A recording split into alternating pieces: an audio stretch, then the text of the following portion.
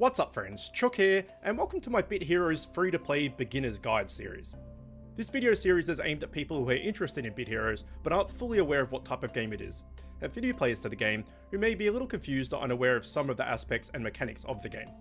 If you'd like to add me as a friend in Bit Heroes, please leave a comment with your in-game name and that you've sent me a friend's request. For example, I've sent you a friend's request, and my in-game name is ChickenLover. Now that's all said and done, let's begin. In this video, we'll be looking at the world bosses and trials/gauntlet.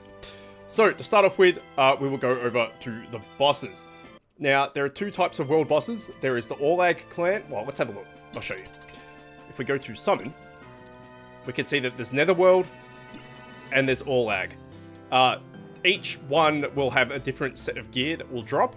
If you go to the Bit Heroes wiki page, there's a list of equipment and it shows you where everything drops and what tier of what world boss will drop what gear. So if we go summon the Netherworld, for instance, we can go anywhere tier 3, 4, 5, 6, 7 because of the level I am and what I've unlocked and everything. And then you can select a difficulty of normal, hard, or heroic, and remembering that each tier that you go up in difficulty, that you have rewards, better rewards. So if you can do heroic, perfect. If you can't, just do normal, whatever. Now, this costs energy, just like it would to do a flag or a dungeon. And on the topic of energy, I've been asked if when you get the energy back. So the way energy works, I think I went over this in the initial episode, but the way energy works is that you get one permanent maximum energy per level that you level up. So you can see here that I'm level 234, I have 333 energy, which means that I would have started with 99. I assume, 100, around there, whatever. But you gain one energy back every 4 minutes. So if you spend all of your energy, go away for a couple of hours and come back, and you should have it all back at the start of the lower end of the levels. It will regen one every 4 minutes for everybody, but if you've got 100 energy, that I don't know, I'm not going to do the math, but go away for a couple of hours, come back, you'll have energy to burn, and you can go through and start again. Now, as far as the world boss goes, or world bosses go, world bosses are unlocked after clearing the third dungeon in the second zone in Wintermarsh. So if we go to the quest here and we go to Wintermarsh and we see gems sell, as soon as you defeat this on normal, hard, heroic, well, you start off beating it on normal, you will unlock world boss, and it will be, because beating this is tier 2. So you got Bit Valley, tier 1, Wintermarsh tier 2. Beating that will put you into Lake Haven, which is tier 3. And if we go back to the bosses and we summon one, we can see that it starts at tier 3. So once you get into the third zone, that unlocks world bosses, both Netherworld and Orlag Clan, for tier 3. To get into the tier 4 world boss, you will have to go through tier 3 and unlock the next zone, the tier 4 zone, etc, all the way up to tier 7 and tier 8. By the time this video will be out, the new content will be out. So that's how world bosses are unlocked. Now, the way they work is you choose which world boss you want, whether you want Netherworld or Orlag Clan. As I mentioned, there is different loot for each. So depending if you're looking for a particular piece of gear or not, may dictate which one you want to go. But the differences as far as attacking go is, we'll do one of each so I can show you. Let's go summon, and we'll go the Orlag Clan for now. We'll do tier 7 normal, just so it's nice and easy. And I just put myself last, because why not?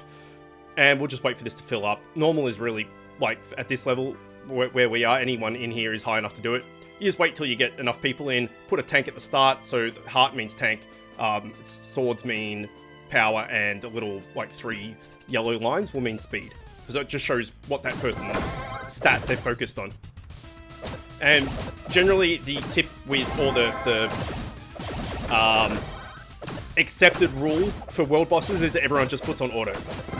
Because if someone has it on manual and they're not paying attention, you can sit there for like 5 minutes and wait for that person to have their go. So if you're ever doing a world boss, just make sure you do it on automatic. Make sure that you can do it on automatic, and then once you know that you can do it on automatic, leave it on auto. Never do world bosses on manual, because if you're that person that's holding up the rest of the team, you feel really bad for one, and you'll probably get complained about in world chat and stuff, and you don't want to draw negative attention to yourself. So always do auto for world bosses. So that was world boss Orlag Clan. If we go to Netherworld, we can see in the Orlag Clan we had 5 people in our team. Netherworld's a little bit different. Netherworld, you only have 3. But it's basically the same thing. So again, put a tank at the front if you get a tank. If you don't, and you know you can clear it with just 3 DPS, don't worry too much. But for each tier, you'll learn kind of what the minimum total score is. So this guy's total score is 1,545. Mine's 1,906. You'll kind of get an idea of what total score you will need each person to have to complete that tier of world boss. If you look up the wiki, there's probably even information on there about that, on what total score you should have. And there we go. We got an epic from that, which is pretty cool. And yeah, you'll see what total score that you need to be able to clear it. If you join a world boss lobby like that and you get kicked, then maybe try and host your own, or maybe go down 1 tier. If you get constantly getting kicked, you might not be high enough level or something. So high enough tier score, total score. Sorry. Now another topic of the difference between Orlag and Netherworld is these drops, Demon Juice. So the Netherworld will drop Demon Juice, and the Orlag Clan will drop Hobbit Feet. I know it sounds a bit weird, but that is to do with fusions of familiars. So if we go in here and we go fusion, we can see that certain fusions will require those 2 materials. So if we go and find one somewhere, here we go. So to make Ergos, you need 6 of Professor Oak, and you need 5 Demon Juice, 50 rare materials, and 5k gold. So that's how if you wanted to make this guy, you would need 5 of these Demon Juice from the Netherworld. Alternatively, there's also the Hobbit Feet here, and the reason I don't have any is just because I just fused 6 of these guys each, which took a long ass time, and that was so that I could fuse, where is he? This guy. So I need 5 of them each. Sorry, I needed 5 of them, 1 of him, and 1 of him, which all required a Hobbit Feet each. And then I was able to fuse Orlag, which is one of the Orlag world bosses. There's different world bosses. They all look the same, basically just got different colors and like different weapons or whatever. But he is one of them, and you can see there that he has fairly balanced stats with 10% dual strike and 10% in power chance. So he's a pretty good DPS familiar to have, but requires a lot of Hobbit Feet and a lot of time to get to him. So that's basically world boss. As I said, it unlocks at the end once you complete zone 2, and then that will unlock tier 3 world boss of both kinds, and then you can decide which one you want to do and see what your total stats are and stuff. Next is Gauntlet, or Trials and Gauntlet. So the way these work is that they alternate from week to week. This week it's Gauntlet, next week it will be Trials, then the week after it'll be back to Gauntlet, then the week after back to Trials, alternating forever. They're both basically the same thing. Gauntlet works in a traditional Gauntlet style thing where you will have 10 waves of enemies coming towards you. You beat the 10 waves and you get your rewards. I think we did this in a video earlier. Trials, however, is basically just like a dungeon. It's just like this. You go through the dungeon and you fight, different familiars and stuff. You beat the boss and you clear the trial. So Trials is basically just like a harder dungeon, and Gauntlet is the 10 waves of enemies. And this works similar to how the world boss works, in the fact that you can put these tokens, and the more you can spend 1 token, 2, 3, 4, or 5, and the more you put, obviously the better rewards you get. But you can choose your difficulty level. So in the world boss, you would choose either tier 3, 4, 5, 6, or 7, whatever it be. This, you choose the number. And you can see here that level 150 here is the start of tier 7. But if we went down to 100, it's the start of tier 5. Well, no, it's not the start of tier 5, sorry. It's the start of tier 5 is 70. Why this is also tier 5 and it's blue is that means that you have the chance of a set item dropping. Remember, set items are blue, this like cyan blue color. So if you go to do a trial or a gauntlet and it's this cyan blue color, that means that there's a chance of a in this case, tier 5 set item, set piece of gear dropping from there. So if we start all the way at the bottom, when you first unlock it, tier 1, that's obviously, you know, the lowest you can go. And then you go up, and tier 2 starts at level 10, or difficulty 10. Tier 3 starts at 20. Tier 4 starts at 30. And then, as we saw there, tier 5 starts at 70, sorry. And then we go up. Tier 5 set pieces start at 100. Tier 6 starts at 110. Tier 6 set pieces starts at 140. Tier 7 starts at 150, which is what I'm grinding at the moment, just for tier 7 legendaries, so I can disenchant them. But come tomorrow, the new patch comes out, and that's going to be redundant anyway. And then all the way up here is level 200 is tier 7 set pieces, and then it goes up to 275 for me, difficulty wise.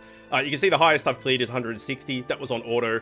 I've never got up to the tier 7 set piece on gauntlets or trials, just purely because my gear hasn't been strong enough, and also I have these rare pet and accessories, and you kind of need the legendary ones, which are, you know, super overpowered and stuff compared to these.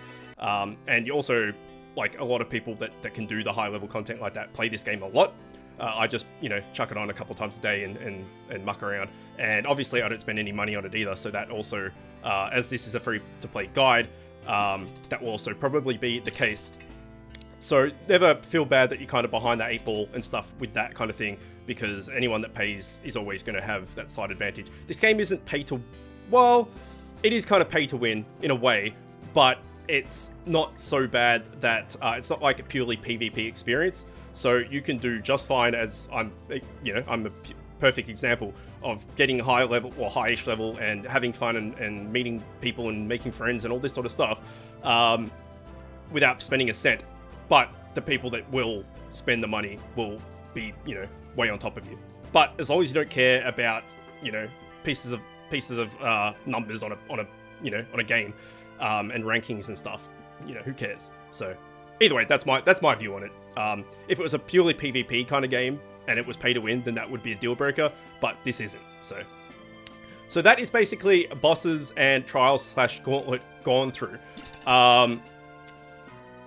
These will cost these badges, I think, no, tokens, sorry, not badges. And it's the same thing with PvP or anything. You choose how many you want to spend, and they will regen once every... Tokens will regen once every 45 minutes. So it takes a while to get through them, and also the PvP tokens will be once every 45 minutes as well. So I believe. So generally when you log in, you will do your gauntlets and trials, and then you will do your PvP, or whichever way you want to do it. And then they will regen their material to use them, their consumable, at the same time. So when you go away and you come back, they'll both be at the same level. So if you go away and come back, you might have 5 of both again, and then you go, oh, I can do another trials and gauntlet with 5 tokens. So yeah, I recommend doing PvP and gauntlet / trials together. And as for world boss, if you're progressing through the game and you get stuck, so if you're going through, so you've done this, you've unlocked it, and you've got to zone 3, and say that you've done the first 3 flags, you've got to this, where does it start? Here. No? Here. It's hard to see sometimes when you've cleared it. Say you've done these 3 and you've beaten this first dungeon, but you can't get past this next flag. You can do this on heroic, and that's entirely fine. That will cost you 30 tokens, or 30 energy. However, world bosses will only require 20 energy. So if you can do a world boss, as you saw before, we got a rare drop off it on normal. You can get decent gear from world bosses, and it's a lot quicker. So I would say if you have the time to, if you're sitting there and you've got time, probably do the dungeons on heroic. But if you don't have time, you've only got like 5 minutes or something, and you just want to knock out your energy so you're not sitting on it and wasting it, do some world bosses. And then when you get a little bit higher and you can start doing world bosses on hard or something, then, you know, you can try and do that as well to get better gear. So I just run, most of the time, I just run my world bosses on normal or hard. I don't try and do heroic just because I don't have the total stats to do it. But world bosses are pretty good for loot, and it's nice and quick, as I said. So if you have time, probably do the dungeon on heroic if you're running out of time or you only have 5 minutes to play. Knock out some world bosses and use up that energy so it's not just sitting there wasting away. Either way, that is it for this episode. Hope you're enjoying it. If you've learned something, let me know in the comments. As always, thanks for watching, and I will see you next time.